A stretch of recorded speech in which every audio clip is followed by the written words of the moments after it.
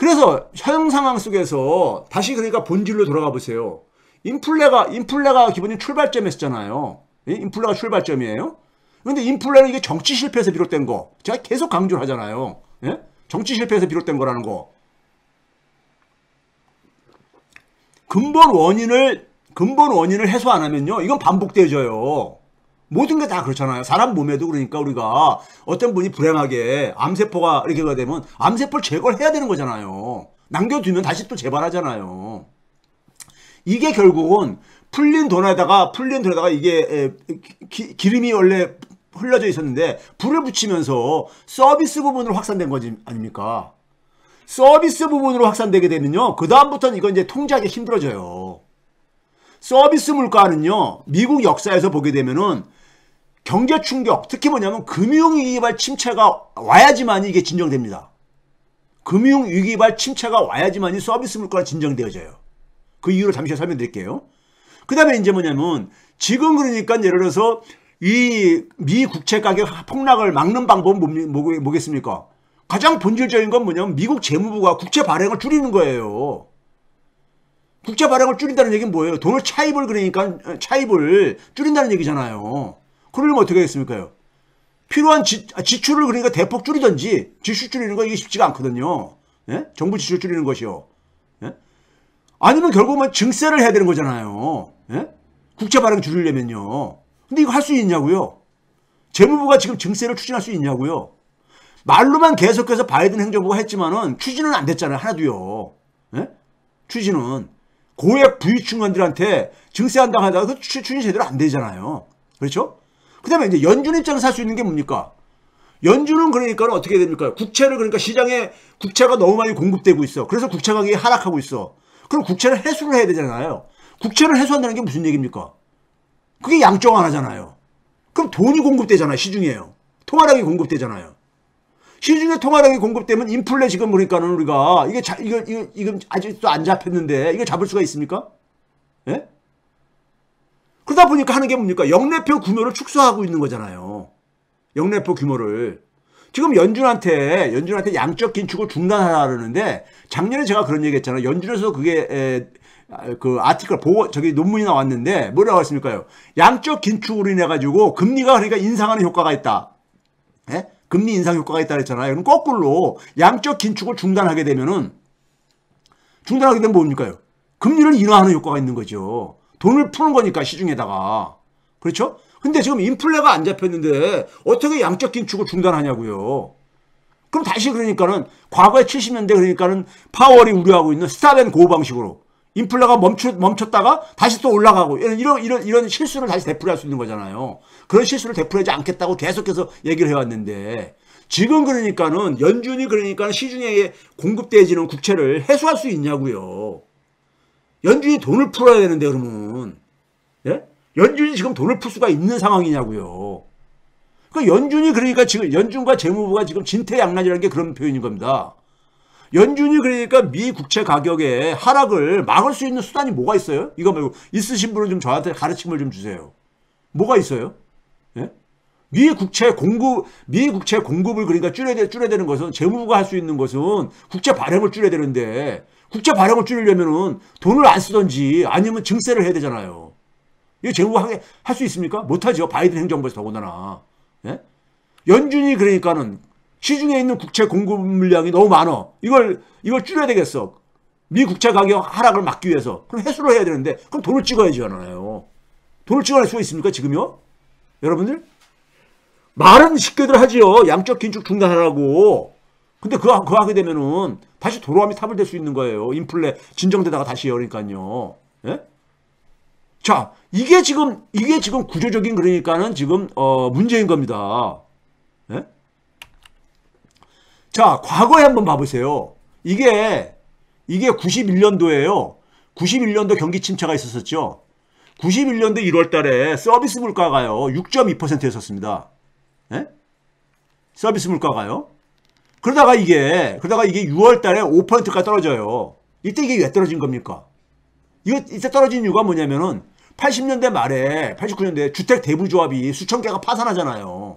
우리나라 저축은행에 해당되지는 저축 대부조합이 파산하잖아요. 수천 개가요. 예? 그러면서 경기 침체가 왔었잖아요. 그러니까 그 당시부터 뭐냐면 금융위기발 충격, 금융위기발 경기 침체만이 서비스 물가를 잡을 수 있습니다. 서비스 물가는 한번 올라가면 잡기 힘들어요. 굉장히 끈적끈적한 물가가 됩니다. 예? 그러다가 지금 최근에 그러니까 5.4%예요, 지금요. 8월 달에 5.4%입니다. 그러니까 이게 언제입니까요? 90년대 초 그 당시처럼 높은 서비스 물가가 여전히 높은 거예요. 서비스 물가가 지금 안 잡히고 있어요. 충분히요. 자, 이게 언제입니까? 80년대 그러니까 우리가 70대 말과 80대 초에 인플레이션율이 굉장히 높았잖아요. 그때도 보게 되면 서비스 물가가 주도한 거예요. 왜 그러냐면 미국 경제에서 서비스가 차지하는 비중이 절대적이거든요. 절대적입니다. 그러니까 서비스 물가가 쫙 올라가가지고 18%까지 올라갔을 때 그때가 바로 뭐냐면 미국의 인플레율도 저 정도까지 올라갔었잖아요. 그러고 나서 내려온 게 어느 정도냐? 한 5% 정도까지 내려온 거잖아요. 5% 정도까지. 그러다가 80대 말부터 다시 올라가기 시작하죠. 이 올라가는 이유 다시 설명드릴게요. 그러고 나서 아까 얘기했듯이 저축 대부조합이 금융위기발 경기 침체가 오면서 이게 좀 가라앉은 거예요. 예? 그러니까 서비스 인플레이션은 이거 다 통제가 안 돼요. 통제가 잘 안 되는 겁니다. 예? 이게 90년부터 2000년대 초에도 서비스 물가가 좀 잡혔죠. 3%까지 떨어지죠. 왜 떨어진 겁니까? 닷컴 버블이 붕괴됐었잖아요. 닷컴 버블 붕괴에 따른 저것도 가라앉은 겁니다. 닷컴 버블이 붕괴하면서요. 예? 그러니까 서비스 인플레이션율은요. 이게 소위 말해서 물가 안정 목표인 2% 밑으로 떨어지기가 쉽지가 않아요. 이거는요. 예? 서비스 물가가요. 자, 2000년대 한번 봐보세요. 금융위기 전까지. 또 보게 되면은 3% 이상을 되게 유지하다가 경기 침체, 닷컴 버블 붕괴 이후에 좀 3%까지 내려갔다가 다시 금융위기 전에 이 저금리를 1%가 쭉 내려가지고 돈이 막 시중에 엄청 공급돼 다시 올라갔잖아요. 4%까지요. 그러다가 결국 떨어진 거, 서비스 인플레율이 처음으로 1% 밑으로까지 떨어진 게 언제입니까? 2008년 금융위기 충격으로 떨어진 거예요, 저게요. 가파르게 떨어지잖아요. 그러니까 어떤 금융위기적인 충격이 있어야지만 서비스 인플레는 줄어들어요. 네? 웬만한 침체 가지고 잘 안 떨어져요. 서비스 인플레요. 그런데 지금 서비스는 뭡니까? 미국 경제 한 80% 차지하는 게 서비스잖아요. 예? 미국 가게의 고용이든 미국 가게의 소득을 바치는 것이 서비스 부분입니다. 미국은요. 근데 미국 가게는 있잖아요. 미국 가게에 그러니까 지금 소비가 안 죽고 있다는 거잖아요. 그걸 안 죽는 게 팬데믹 때 돈을 많이 풀었는데 그걸 다 소진됐는데도 불구하고 안 줄어든다는 거잖아요. 그게 왜 그런지 아세요? 미국 가게를 떠받치는 힘은 지금 자산입니다. 자산이에요.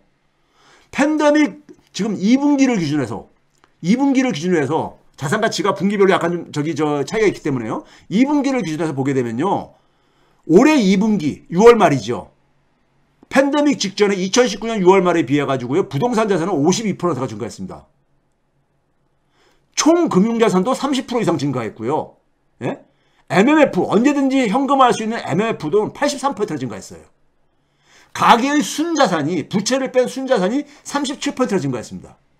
그러니까 미국 가게가요, 서비스를 떠받드는 힘이 바로 이 자산의 힘에서 나오는 거예요. 자산의 힘에서요. 예? 자산의 힘에서. 그러니까 결국 뭡니까? 금융위기라는 건 되게 뭐예요? 이 자산 가치에 타격을 입히는 거잖아요. 자산 가치에 타격을 안 입히면요. 서비스 물가 안 잡힌다니까요. 안 잡혀요. 그래서 제가 그랬잖아요. 이 경기 침체가 오면은 작년부터 계속 얘기했던 게 뭡니까? 이번에 경기 침체가 오면은 실물 경기에서 오지 않는다. 온다면은 금융 충격에서 그러니까 침체가 온다. 이런 얘기 했잖아요, 제가요. 예? 왜? 자산 가치가 엄청나게 증가했거든요. 이 자산 가치에 훼손이 안 생기면요. 미국 가게에 가장 기본을 이루고 있는 서비스 부분에 타격이 안 입힙니다. 잘 안 입어져요. 그럼 물가 잡기 힘든 거죠. 물가 잡기 힘든 거예요. 예? 이거 봐보세요. 실제로 미국 개인 소비 지출이 서비스 부분이 주로 주도하고 있잖아요. 위에 하늘색 선이 서비스 지출이고 밑에가 재화 이런 지출입니다. 물가 상승을 고려한.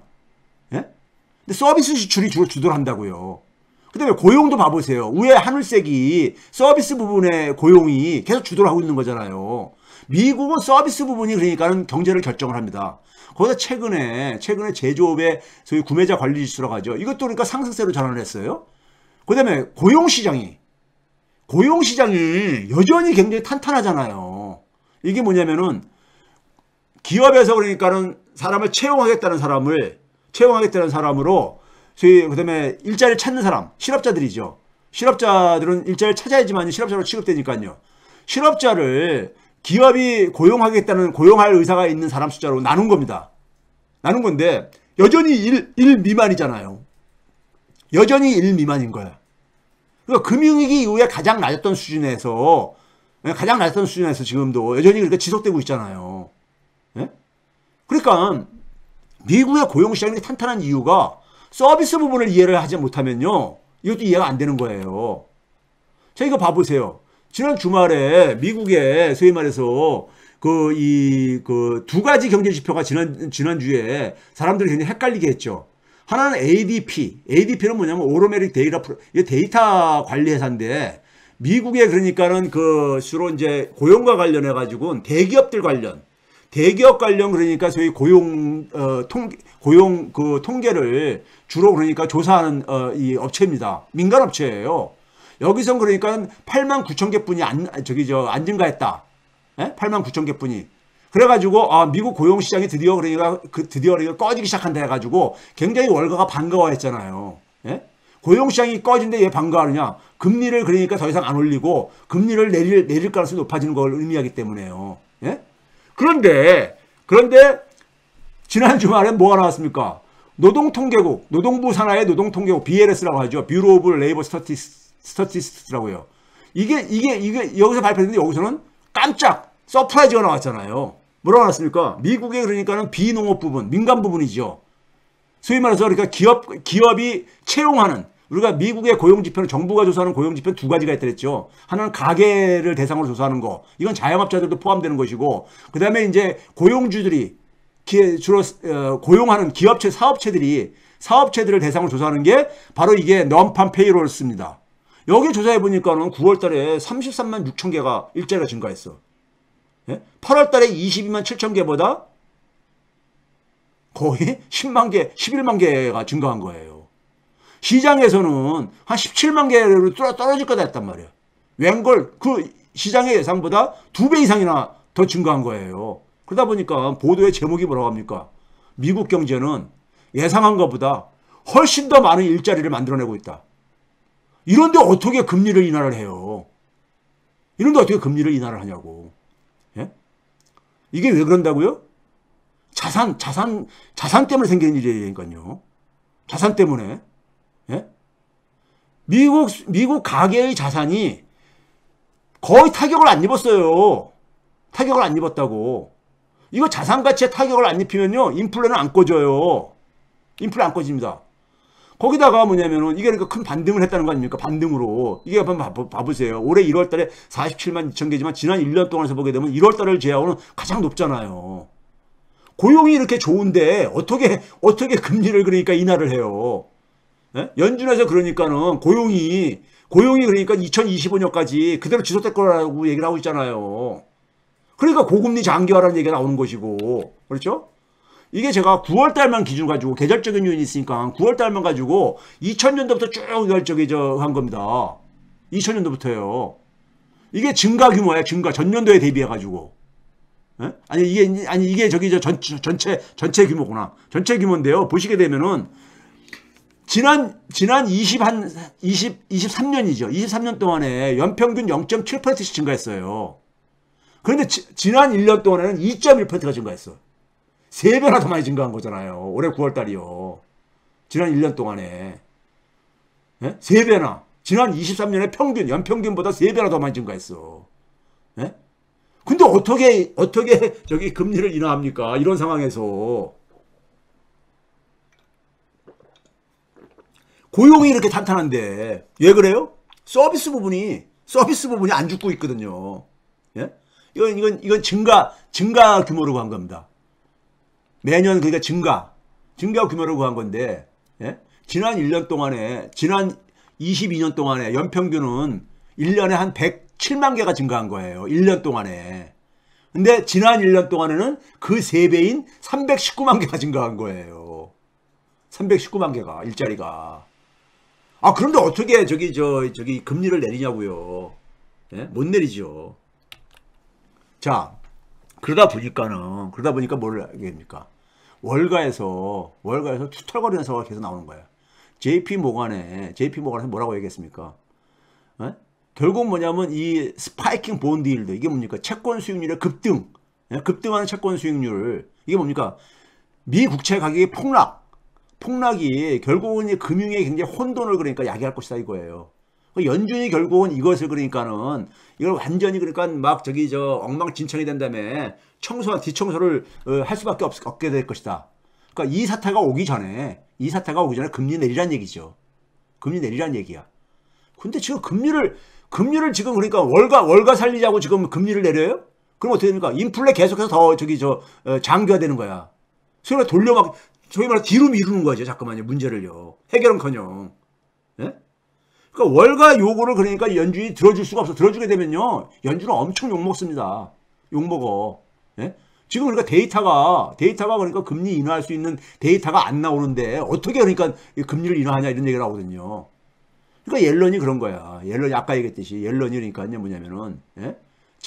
고금리 장기화는 이게 예정된 게 아니다. 예? 얼마든지 바뀔 수가 있는 거다. 옐런이 무슨 연준 의장입니까? 예? 연준 의장이냐? 전임 연준 의장이지만은 재무부 장관이잖아요. 그러면 옐런은 뭐냐면 재무부 장관으로서 재무부가 할 일을 얘기를 해야지. 재무부가 할 일을 얘기해야 되죠. 이게 바로 옐런이 좀 초조한 거예요. 자기가 연준 의장을 해봤는데 연준에서 이걸 다룰 만한 게 없는 거야. 지금 본인도 아는 거야. 그러니까 작년 10월 달에는 그러니까 레포 창구를 그러니까 하려고 하라 했는데 이번에는 그러니까 아예 구체적인 얘기는 아무것도 없잖아요. 예? 이게 심각한 겁니다. 이게 심각한 거예요. 옐런이라는 분은 원래 경제학자로서 굉장히 참 똑똑한 여성 중에 한 분이에요.